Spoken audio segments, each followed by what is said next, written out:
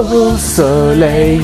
Tu veux du soleil? Ben moi aussi tu veux du soleil, alors je t'emmène à Cannes. Le festival de Cannes, c'est un festival qui brille comme une étoile dans le monde du cinéma, avec ses paillettes, ses films révolutionnaires, ses moments inoubliables. Mais avant de devenir le festival glamour que l'on connaît aujourd'hui, son histoire a commencé sur fond de rivalité politique, de guerre et d'un désir de justice. Donc naturellement, après vous avoir raconté l'histoire des Césars, celle des Oscars, maintenant c'est au tour du Festival de Cannes. Je vais essayer de répondre à toutes les petites questions qu'on se pose lorsqu'on pense au Festival de Cannes, donc je n'ai qu'une chose à vous dire, prenez du popcorn, détendez-vous, relax bro, relax. Et on est parti, action!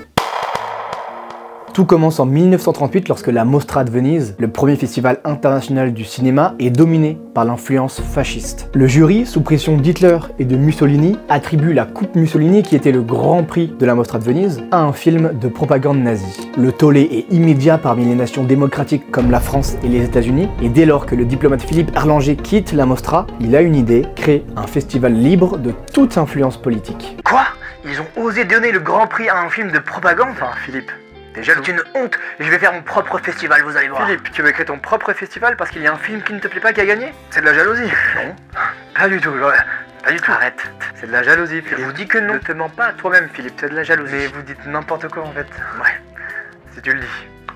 Et notre cher Philippe décide d'y aller à fond. En quelques mois à peine, Erlanger rassemble l'appui du gouvernement français ainsi que d'autres nations pour lancer le Festival international du film de Cannes. Pourquoi la ville de Cannes, vous me direz? Eh bien la ville est choisie pour son charme méditerranéen, on va pas se mentir, les villes dans le sud, c'est du plaisir. Sa proximité avec l'esprit hollywoodien et sa réputation de ville chic. En fait, il voulait vraiment un mélange entre Hollywood et la Mostra de Venise. La première édition doit se tenir le 1er septembre 1939, sous la présidence d'honneur de Louis Lumière, qui n'est rien d'autre que le créateur de cinématographe, bref, celui à qui on doit l'existence même du cinéma. Voilà. Tout est prêt pour que le festival commence le 1er septembre. Il y a même des vedettes américaines qui se pressent sur un transatlantique qui avait été réservé pour arriver à Cannes. Oh John, j'ai vraiment hâte d'arriver à Cannes la Croisette, ça va être un moment de pur bonheur. Oh Johnny, je crois que tu as bien raison. On va se régaler avec la nourriture française. Et les filles aussi. Oh Johnny, t'as toujours été un blagueur toi. Attends, on est américain, on va avoir les filles dans notre pocket. J'ai hâte d'arriver au festival de Cannes. John, ça va être un moment de bonheur. Quel blagueur. L'affiche du festival signée Jean-Gabriel Domergue est faite. Plus de 2000 invitations ont été envoyées, les gens commencent à arriver. On avait une première sélection prestigieuse, avec par exemple Le Magicien d'Oz, Pacific Express et Les 4 Plumes Blanches, entre autres. Mais hélas, le rêve s'effondre. Le 1er septembre 1939, les troupes allemandes envahissent la Pologne et 2 jours plus tard, la guerre est déclarée. Philippe donne tout ce qu'il a pour essayer de maintenir le festival, mais malheureusement ça ne suffira pas, le festival est annulé, laissant derrière lui un palmarès fantôme. Réunion générale. Bon, l'Allemagne a envahi la Pologne, ok, c'est grave, mais je pense qu'on peut reporter d'une dizaine de jours le festival, et ça va aller je pense.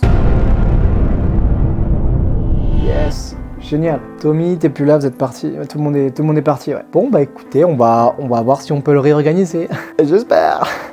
Je croise les doigts. Il me faut une équipe, par contre vous êtes tous partis. Les gars, qui veut rejoindre mon équipe? Cette fois-ci, il n'y aura pas de guerre. Mais après la guerre, l'espoir renaît. Et en 1946, la première édition officielle du Festival de Cannes voit le jour. Avec des films venus du monde entier, une compétition ouverte et un jury impartial, Cannes devient le festival que nous connaissons aujourd'hui. Et petite anecdote, il faudra attendre 2002 pour que le festival décide de revenir sur l'année 1939 et d'attribuer les prix qui auraient dû être remis cette année-là. Et c'est le film Pacific Express de Cécile B. 2000 qui reçoit la fameuse Palme d'Or pour l'année 1939. En plus, elle la reçoit de la part de Jean d'Ormesson, ce qui permet vraiment d'honorer cette première édition annulée. Après la guerre, tout est allé très vite et Cannes s'est vraiment imposé comme le festival que nous connaissons aujourd'hui, c'est-à-dire le festival le plus prestigieux au monde. Mais qu'est-ce qui rend vraiment unique ce festival? Eh bien je vais vous le dire moi, ce sont ses sélections. La compétition officielle, c'est l'épicentre même du festival de Cannes, où la Palme d'Or pour le meilleur film est attribuée par un jury composé de personnalités influentes du cinéma mondial. Chaque année ça change, mais c'est pas tout parce qu'on a vraiment plein d'autres sélections qui permettent de mettre en lumière des films et réalisateurs variés. Un certain regard, cette section célèbre l'originalité et l'audace dans le cinéma mondial en honorant les nouvelles voix du cinéma contemporain. La quinzaine des réalisateurs, fondée par des réalisateurs en 1969 pour promouvoir une vision plus indépendante du cinéma, elle propose une sélection riche en diversité et en découverte. La semaine de la critique, une autre section indépendante qui se concentre sur les premiers et deuxièmes films de cinéastes émergents, souvent révélateurs de futurs talents. Ciné Fondation et court-métrage, ces sélections donnent une voix aux courts-métrages et aux étudiants en cinéma, offrant un tremplin unique aux jeunes talents. Une petite réflexion, des films de moins de 10 minutes où les personnages font une pause et réfléchissent, mais sans jamais rien dire. Très contemplatif et inventé aussi. Désolé, c'était pour voir si vous suivez. Va te faire foutre, connard. Mais aussi parce que je suis fan des noms qui donnent à ces sélections. Donc voilà, à un moment, il faut des petits pics comme ça là, ça fait toujours plaisir. J'admire totalement le travail qui est fait pour le Festival de Cannes. Voilà. Et donc comment le Festival de Cannes se différencie des autres festivals? En privilégiant des films qui osent repousser les limites artistiques, célébrant le cinéma comme un art. Contrairement à d'autres festivals, Cannes se distingue par sa capacité à mixer l'artistique et le glamour, à explorer de nouvelles frontières cinématographiques, tout en honorant les grands maîtres du cinéma. Chaque année, par exemple, on a la Palme d'Honneur qui est décernée à une ou plusieurs personnalités qui ont marqué le cinéma de différentes façons. Et cette année, pour la 77e édition, la Palme d'Honneur sera décernée à Meryl Streep, à George Lucas, ainsi qu'au studio Ghibli. Donc voilà, un prix très sympathique qui permet d'honorer la carrière de plusieurs personnes, ou du coup des studios, comme vous pouvez le voir. Ah, Cannes, le tapis rouge, le glamour, mais surtout des moments mémorables qui restent gravés dans l'histoire du cinéma. Alors on est quand même à la 77e édition, donc il y a eu beaucoup de moments mémorables. J'en ai sélectionné 3 moments cultes qui m'ont le plus plu et qui vont vous rappeler pourquoi on adore cet événement. Franchement, le 3e avec Quentin Tarantino, ça a été un peu un scandale, mais c'est aussi mémorable. Bref. Commençons par l'inoubliable réplique de Maurice Pialat en 1987, lorsqu'il a remporté la Palme d'Or pour son film Sous le soleil de Satan. Devant une audience assez divisée, il ne s'est pas laissé démonter, il l'a fait à sa manière, en lançant une phrase qui est devenue légendaire. Du grand Pialat franc et sans compromis. Extrait. Quand Yves Montand annonce le verdict du jury, c'est un tonnerre de sifflets, mais aussi d'applaudissements qui éclatent dans la grande salle du Palais des Festivals. Regardez. À Maurice Pialat pour Sous le soleil de Satan.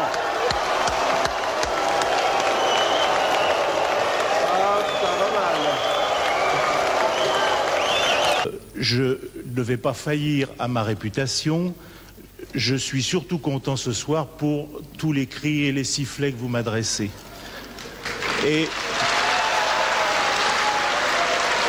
si vous ne m'aimez pas, je peux vous dire que je ne vous aime pas non plus. Et puis, qui pourrait oublier Roberto Benigni en 1998? Le réalisateur italien a livré un véritable show en direct lors de la présentation de La Vita è Bella. Il a complètement enflammé la salle, enflammé le public avec son énergie, embrassant le président du jury, embrassant Isabelle Huppert, pour finir par aller voir Martin Scorsese, et c'est vraiment magique. Sa spontanéité et son enthousiasme ont illuminé Cannes cette année-là. Extrait. Grand Prix goes to La Vita è Bella, Roberto Benigni.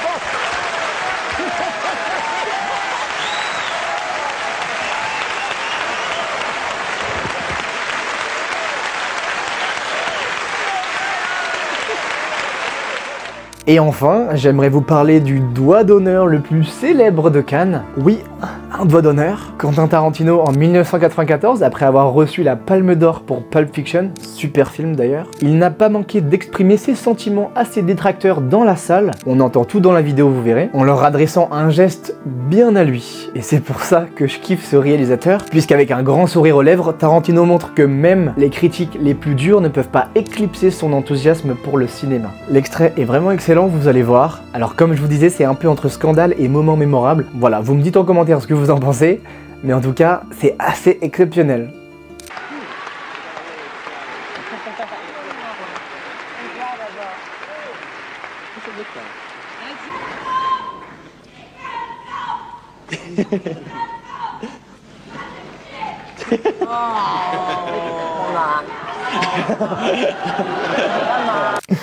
C'est un génie, c'est un génie. Donc selon vous, est-ce que le geste de Tarantino était un peu déplacé ou est-ce que c'était une bonne manière de répondre? Dites-moi en commentaire. En tout cas, durant toutes ces éditions du Festival de Cannes, il y a aussi eu beaucoup de scandales qui ont secoué le monde du cinéma. Là aussi, j'en ai sélectionné 3 pour vous, ceux que j'appréciais le plus, qui ont vraiment marqué l'histoire du festival. Mais ce que je trouve fou, c'est que dans la vidéo sur les Césars ou encore celle dans les Oscars, il y avait toujours des scandales. J'ai l'impression que ce genre de festival, ce genre de cérémonie, c'est impossible qu'il n'y ait pas de scandale, quoi. Calmez-vous les gens, hein, calmez-vous. On commence par le premier. En 1968, le Festival de Cannes devait être un événement festif, mais les échos de révolte de mai 1968 à Paris ont résonné jusqu'à la Croisette. François Truffaut, Claude Berry, Jean-Luc Godard et d'autres cinéastes ont alors demandé l'arrêt du festival en solidarité complète avec les étudiants et les travailleurs. Leur appel a été entendu et le Festival de Cannes s'est clos sans remise de prix du jamais vu. Le Festival de Cannes s'est clos environ 5 jours avant sa date de fermeture. Donc vraiment du jamais vu. Il ne s'agit pas ici de continuer ou de ne pas continuer à voir des films. Pour l'instant, il est évident que nous devons projeter et voir le plus de films possible et que c'est là notre but.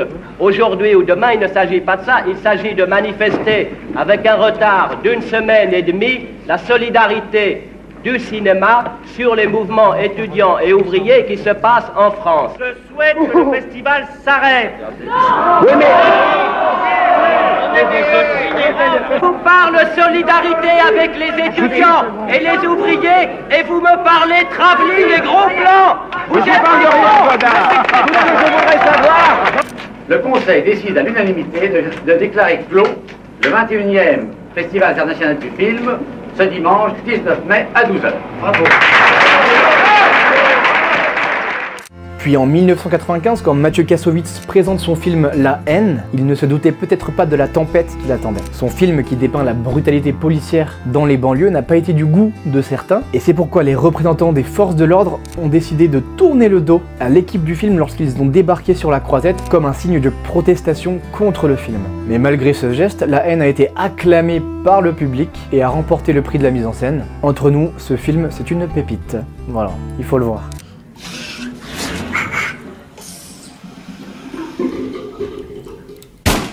Et enfin, comment ne pas parler de Lars von Trier en 2011, lors de la conférence de presse pour son film Mélancolia. Je crois que vous n'êtes pas prêts, mais le réalisateur danois a déclaré qu'il comprenait Hitler.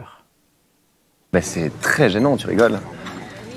Oui, vous avez bien entendu, je vais vous mettre l'extrait après, mais ça a créé l'un des plus grands scandales du Festival de Cannes. Les journalistes et le public étaient choqués par ses propos. Il a été déclaré persona non grata par le festival, c'est-à-dire qu'il a dû quitter le festival immédiatement, mais son film était toujours en liste. Une mesure rare, mais forte. Et même s'il s'est excusé maintes et maintes fois après cet événement, qu'il a annoncé s'être mal exprimé devant la presse mondiale, qu'il était en plein stress, et qu'il a dit de la merde, tout simplement, voilà. Mais sur le moment, ça a été un véritable choc pour tout le monde. J'ai tordu cette histoire. Extrait. Dans une revue danoise, vous avez dit que vous vous intéressiez à l'esthétique nazie. La seule chose que je puisse vous dire, c'est que j'ai longtemps pensé que j'étais juif. Non, je voulais bien être juif et puis j'ai découvert que finalement j'étais un nazi parce que ma famille était allemande, Hartmann. Et ça aussi, ça m'a fait plaisir dans un sens.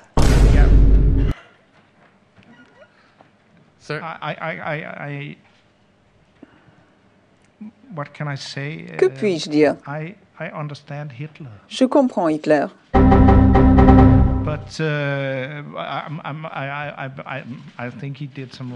Mais je pense qu'il a fait beaucoup de mal. Je l'imagine dans son bunker toutefois.